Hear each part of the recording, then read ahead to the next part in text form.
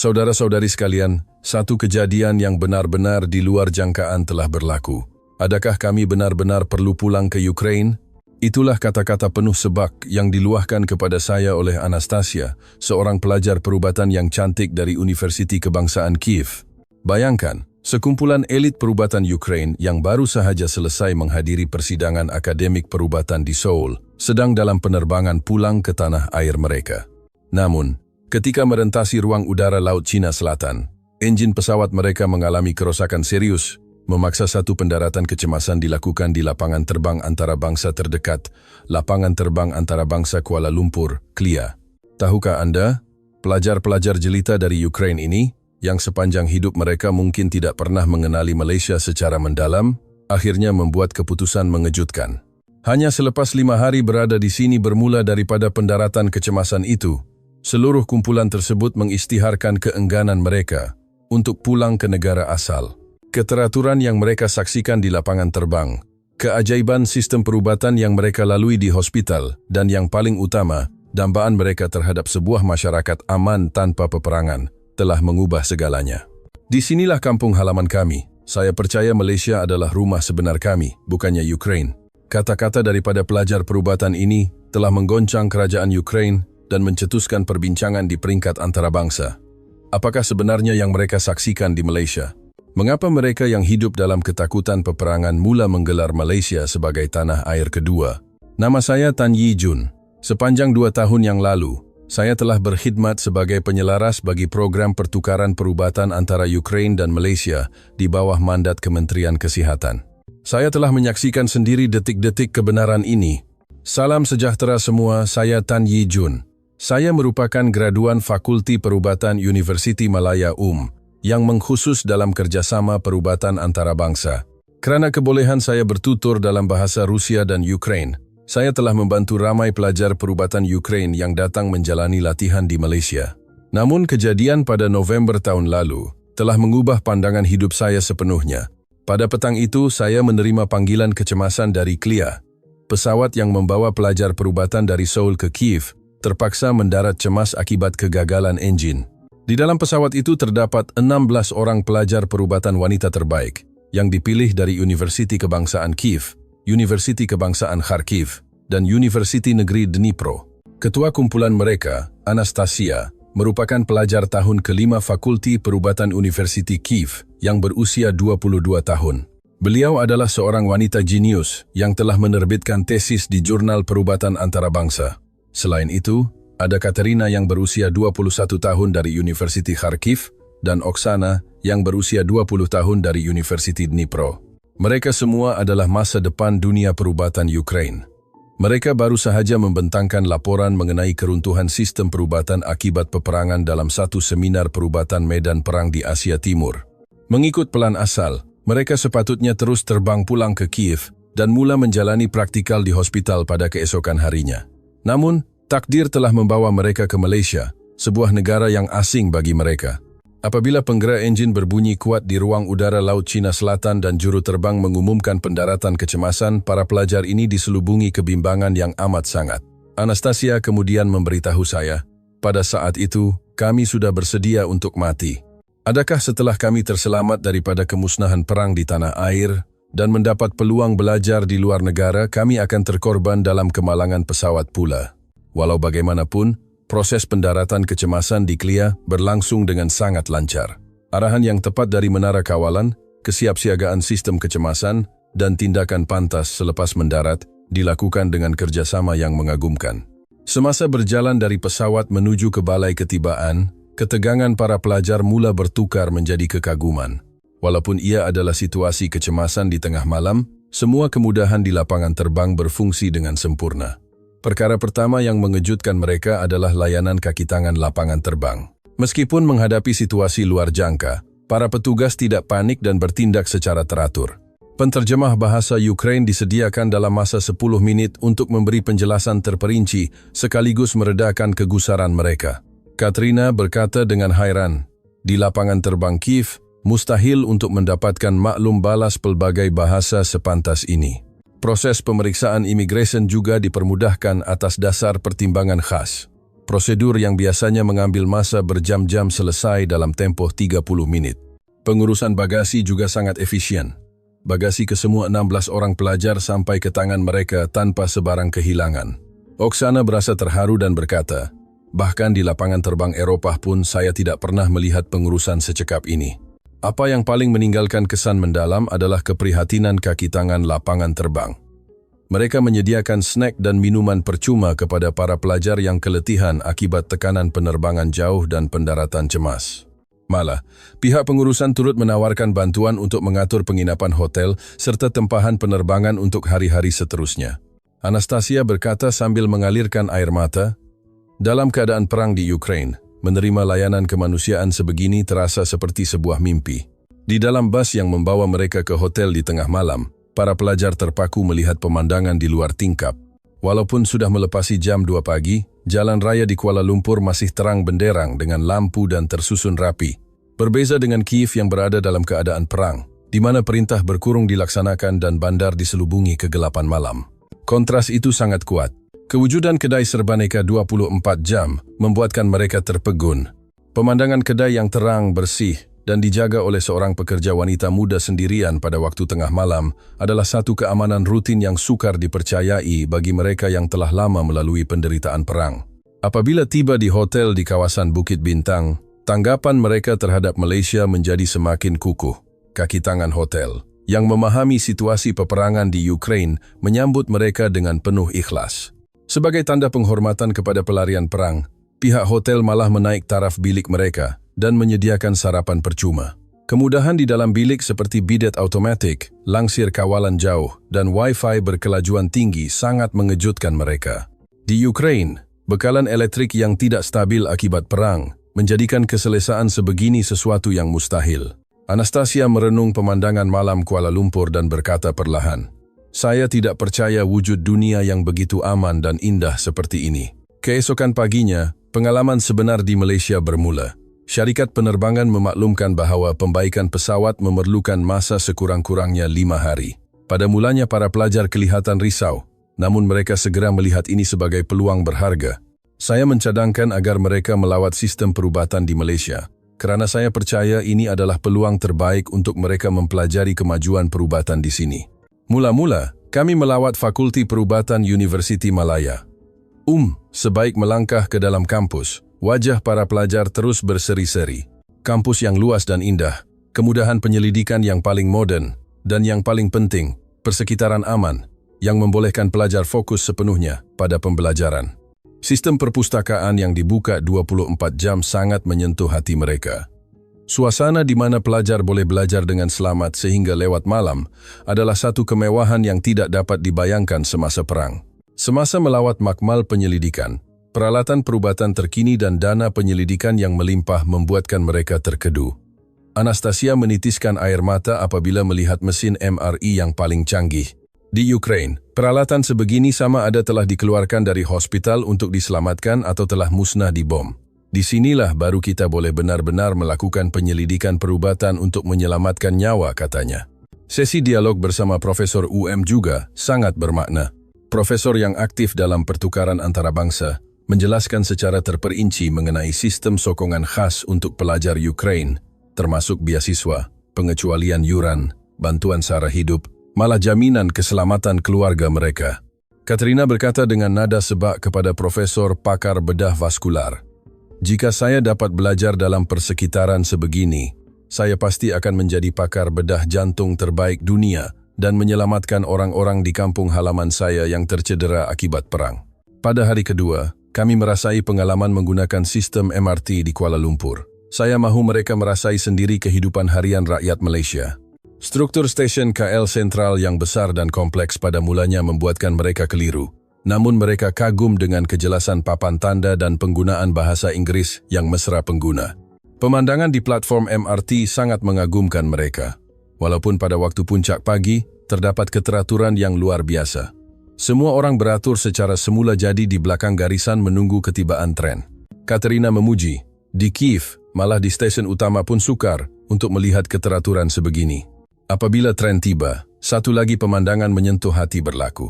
Orang ramai di platform memberikan laluan kepada penumpang yang ingin turun terlebih dahulu. Tiada siapa yang menyuruh, namun semua orang mematuhi etika tersebut secara semula jadi. Di dalam gerabak, mereka menyaksikan seorang pelajar sekolah menengah segera memberikan tempat duduk kepada seorang wanita hamil.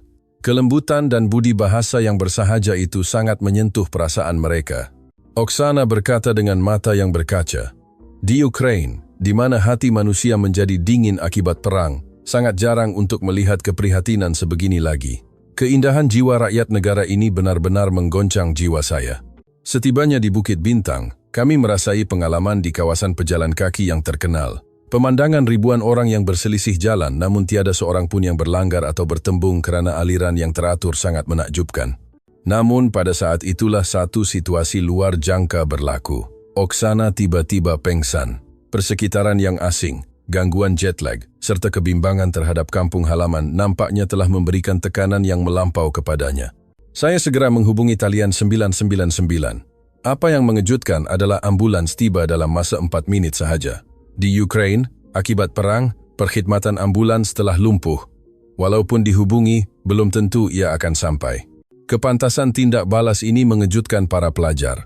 Petugas kecemasan juga sangat cemerlang. Mereka memahami pesakit adalah warga asing, menggunakan bahasa Inggris yang mudah, dan dengan pantas menguasai keadaan Oksana, sambil memberikan bantuan kecemasan yang tepat. Kata-kata lembut untuk menenangkan pesakit juga sangat berkesan. Beliau dibawa ke Pusat Perubatan Universiti Malaya, PPUM.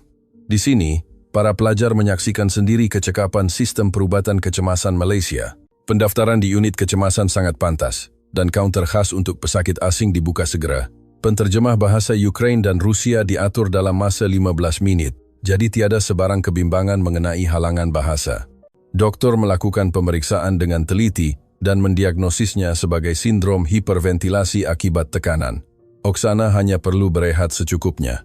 Kepantasan ujian makmal juga menakjubkan. Keputusan ujian darah keluar dalam masa 20 menit dan laporan ECG juga siap serta-merta. Di Ukraina, ujian yang sama mungkin mengambil masa berhari-hari. Apa yang paling memeranjatkan adalah kos perubatan. Walaupun sebagai warga asing, kos rawatan kecemasan itu hanya sekitar 1/3 daripada kos di Ukraina, malah sebahagian kos dikurangkan atas dasar kemanusiaan. Anastasia berkata dengan penuh terharu, "Sebagai pelajar perubatan, saya rasa sistem perubatan ini adalah contoh yang patut dipelajari oleh seluruh dunia. Layanan hangat daripada seluruh kaki tangan hospital, daripada doktor hingga juru rawat dan kerani pendaftaran, yang melayan pesakit asing seperti keluarga sendiri, benar-benar menyentuh hati mereka." Oksana selepas pulih memberitahu saya, "Hati saya yang terluka akibat perang telah sembuh sepenuhnya di hospital ini. Di sini bukan sahaja ada teknologi perubatan, tetapi ada jiwa yang penuh kasih sayang." Selepas meninggalkan hospital, pandangan pelajar-pelajar ini terhadap Malaysia berubah secara drastik. Mereka bukan sahaja melihat Malaysia sebagai negara maju, tetapi merasai sendiri keindahan jiwa rakyatnya. Pada hari ketiga, kami mengatur program untuk merasai budaya pendidikan Malaysia dengan melawat Universiti Kebangsaan Malaysia, UKM. Di perpustakaan kampus, para pelajar sekali lagi terharu dengan persekitaran pembelajaran di sini. Ruang belajar yang tenang sehingga lewat malam, koleksi buku yang kaya, dan akses kepada jurnal elektronik antarabangsa terkini. Di Universiti Kiev, perpustakaan sering ditutup dan pelajar terpaksa berpindah ke tempat perlindungan akibat siren serangan udara. Mereka sekali lagi menyedari betapa berharganya persekitaran yang membolehkan mereka fokus belajar dengan aman. Di Makmal, mereka kagum melihat sistem di mana pelajar universiti pun boleh terlibat dalam penyelidikan terkini. Katerina melawat Makmal penyelidikan bioperubatan dan melihat kajian sel stem. Di Ukraina, penyelidikan peringkat tinggi sebegini telah terhenti sepenuhnya akibat perang. Di sini, mereka boleh terlibat dalam penyelidikan yang bakal mengubah masa depan manusia. Pengalaman makan tengah hari di kafeteria pelajar juga sangat istimewa. Para pelajar menikmati hidangan yang murah, namun berkhasiat secara semula jadi. Persekitaran yang tenang itu sangat menyentuh hati mereka. Di Ukraina, akibat kekurangan bekalan makanan yang serius, kafeteria university juga telah ditutup. Mereka merasai betapa berharganya dapat makan dengan tenang. Pada sebelah petang, kami melawat kuil Tian Ho untuk mengenali budaya tradisi Malaysia. Para pelajar sangat kagum dengan suasana kuil yang megah. Melihat seni bina yang dipelihara rapi selama bertahun-tahun tanpa dimusnahkan oleh perang membuatkan mereka merasai keindahan sebuah negara yang aman. Oksana berdoa dengan tenang di dalam kuil. Banyak gereja dan bangunan bersejarah di Ukraina telah musnah dalam peperangan. Melihat keindahan warisan budaya di sini mengajar saya tentang nilai kedamaian, katanya. Dalam sesi merasai teh tradisional, mereka mempelajari semangat ketenangan dan kesantunan yang menyembuhkan hati mereka yang menjadi dingin akibat perang. Pada pagi hari keempat, detik penentuan tiba. Syarikat penerbangan memaklumkan bahwa pembaikan pesawat telah siap dan mereka boleh berangkat pulang pada malam itu. Walau bagaimanapun, reaksi para pelajar sangat berbeza daripada jangkaan saya. Bukannya gembira, sebaliknya semua orang menunjukkan wajah yang muram. Semasa bersiap di lobi hotel, tiada sesiapa yang tersenyum. Anastasia berjalan ke arah saya dan berkata dengan suara yang menggeletar, "Encik Tan, adakah kami benar-benar perlu pulang? Dalam 4 hari ini, kami baru tahu apa itu kedamaian yang sebenar. Betapa indahnya dunia tanpa perang, dan betapa hangatnya hati manusia di sini. Kami menemui misi sebenar kami sebagai dokter di sini. Disinilah kami boleh mempelajari ilmu perubatan yang benar-benar menyelamatkan nyawa." Pelajar lain juga meluahkan perasaan yang sama. Katerina menangis dan berkata, "Walaupun pulang ke Ukraina, kami tidak tahu bila serangan udara akan berlaku. Kemudahan penyelidikan musnah, obat-obatan juga tidak mencukupi. Tetapi di Malaysia, impian kami boleh menjadi kenyataan." Oksana juga berkata, "Dalam 4 hari ini, kami mengenali keindahan jiwa rakyat Malaysia. Saya mahu menjadi sebahagian daripada negara ini. Saya benar-benar mahu menjadi rakyat Malaysia." Apabila waktu keberangkatan ke lapangan terbang semakin hampir, para pelajar duduk dalam satu bulatan, memegang tangan sesama sendiri dan mula berbincang. Melihat pemandangan itu, saya sedar mereka sedang membuat keputusan yang akan mengubah hidup mereka. Anastasia berdiri mewakili semua dan berkata kepada saya, "Encik Tan, kami sudah nekat. Kami mahu terus tinggal di Malaysia. Kami mahu memohon secara rasmi untuk menetap di sini. Bukan sebagai pelarian perang, tetapi sebagai insan yang mencintai Malaysia dan mahu menjadi doktor di sini. Kami benar-benar mahu berbakti kepada negara ini." Saya berasa serba salah. Walaupun saya memahami perasaan mereka, namun terdapat isu visa dan prosedur undang-undang yang perlu dipatuhi. Walau bagaimanapun, tekad mereka sangat kukuh. Katerina menyambung, "Kami akan hubungi University di Kiev untuk memohon penangguhan pengajian. Kami juga akan menjelaskan kepada keluarga bahwa kami mahu memulakan hidup baru di Malaysia." Oksana menambah dengan penuh semangat, "Kami akan belajar bahasa Melayu sehingga fasih, lulus peperiksaan perubatan kebangsaan Malaysia, dan kemudian menyumbang kepada sistem kesihatan negara ini. Kami mahu gunakan kesakitan yang kami pelajari dalam perang untuk menyelamatkan pesakit di Malaysia." Di dalam bas menuju ke lapangan terbang, para pelajar berbincang mengenai kehidupan baru di Malaysia. Wajah mereka tidak lagi dibayangi kebimbangan untuk pulang, sebaliknya penuh dengan harapan. Setibanya di KLIA, para pelajar enggan mendaftar masuk. Kaki tangan lapangan terbang dan syarikat penerbangan pada mulanya keliru. Namun selepas saya menjelaskan keadaan, mereka menunjukkan rasa simpati dan pemahaman. Saya segera menghubungi Jabatan Imigresen, Kementerian Kesihatan, serta pihak universiti untuk membincangkan kemungkinan penempatan jangka panjang atas dasar pertimbangan khas pelarian perang serta tujuan penyelidikan perubatan. Satu keajaiban berlaku apabila beberapa universiti, termasuk Universiti Malaya, menyatakan kesediaan untuk menerima mereka di bawah skim beasiswa khas. Saya tidak akan melupakan reaksi para pelajar apabila mendengar berita itu. Ia adalah wajah yang dipenuhi air mata kegembiraan yang tulus. Anastasia berlari ke arah saya dan berkata, "Encik Tan, terima kasih. Impian kami sudah menjadi kenyataan. Kami benar-benar boleh hidup sebagai sebahagian daripada masyarakat Malaysia sekarang." Pada pagi hari kelima, para pelajar secara rasmi memulakan prosedur penginapan jangka panjang. Mereka memulakan hidup baru di Malaysia sebagai pelajar antarabangsa dengan status perlindungan khas. Kejadian ini segera mendapat perhatian antarabangsa. Berita mengenai 16 pelajar elit Ukraina yang mahu menjadi rakyat Malaysia menjadi topik hangat di kedua-dua buah negara. Kerajaan Ukraina juga mengeluarkan kenyataan rasmi, menyatakan sokongan penuh agar pelajar-pelajar yang mencintai tanah air mereka itu dapat meneruskan pengajian perubatan dalam persekitaran yang aman. Kerajaan Malaysia juga memutuskan untuk mewujudkan sistem khas dalam bidang perubatan sebagai sebahagian daripada sokongan kepada mangsa perang. Kini, pelajar-pelajar tersebut sedang menuntut di pelbagai universiti perubatan di Malaysia. Anastasia kini menjadi doktor pelatih di Hospital University Malaya sambil meneruskan penyelidikan dalam perubatan perang dan kecemasan. Katerina menuntut dalam bidang pakar bedah jantung di UKM untuk mempelajari teknik yang boleh membantu mangsa perang di masa hadapan. Oksana pula mempelajari psikiatri di Monash University Malaysia, fokus kepada rawatan gangguan tekanan pasca trauma, PTSD, akibat perang. Setahun kemudian, saya bertemu semula dengan mereka. Semua sudah menyesuaikan diri sepenuhnya dengan kehidupan di Malaysia, bertutur dalam bahasa Melayu dan Inggris yang fasih, serta berbual mesra dengan rakan-rakan tempatan.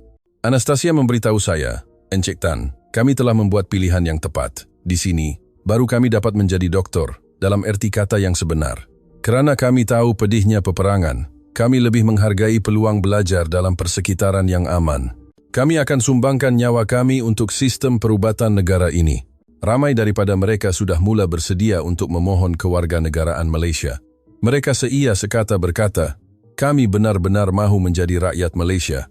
Kami mahu menyumbang kepada masyarakat sebagai doktor." Kini, mereka terus aktif di pelbagai hospital dan institusi penyelidikan, menggunakan kepakaran masing-masing dalam bidang kecemasan, bedah jantung, psikiatri, dan pediatrik. Di samping menyumbang kepada perubatan Malaysia, mereka juga menjadi jambatan pertukaran perubatan antara Ukraine dan Malaysia. Kehadiran mereka juga memberi impak kepada ramai doktor tempatan, menyedarkan mereka tentang realiti peperangan dan betapa berharganya peluang belajar dalam keadaan aman. Saya terus menyokong dan menjaga mereka dalam menempuh jalan hidup baru sebagai doktor di Malaysia, sambil merasai betapa indahnya semangat perubatan yang merentasi sempadan negara. Kejadian 5 hari itu bermula daripada satu pendaratan cemas yang tidak disengajakan, namun ia telah mengubah hidup 16 doktor muda dan mengeratkan hubungan perubatan antara dua negara.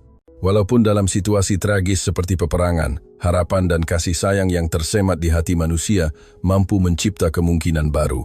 Itulah perkara paling penting yang diajarkan oleh para pelajar ini kepada saya. Hari ini, jika melalui kisah ini saudara-saudari dapat merasai kepentingan ikatan kemanusiaan yang merentasi sempadan, saya akan berasa sangat berbesar hati. Dan saya berharap kita semua dapat menyadari betapa berharganya kehidupan harian kita di Malaysia yang aman ini. Cinta dan penghargaan tulus yang ditunjukkan oleh Anastasia dan rakan-rakannya terhadap Malaysia seharusnya membuatkan kita, rakyat Malaysia, berasa bangga dengan sistem perubatan dan keamanan masyarakat kita, serta terus menjaganya dengan baik. Setakat ini sahaja perkongsian saya. Kisah 16 pelajar cantik Ukraine yang enggan pulang akibat pendaratan cemas dan memulakan hidup baru sebagai doktor di Malaysia. Apakah pendapat Anda? Sila tinggalkan komen Anda untuk wira-wira kisah ini. Jika Anda menyukai kisah ini, sila tekan butang suka dan langgan saluran ini. Terima kasih kerana menonton.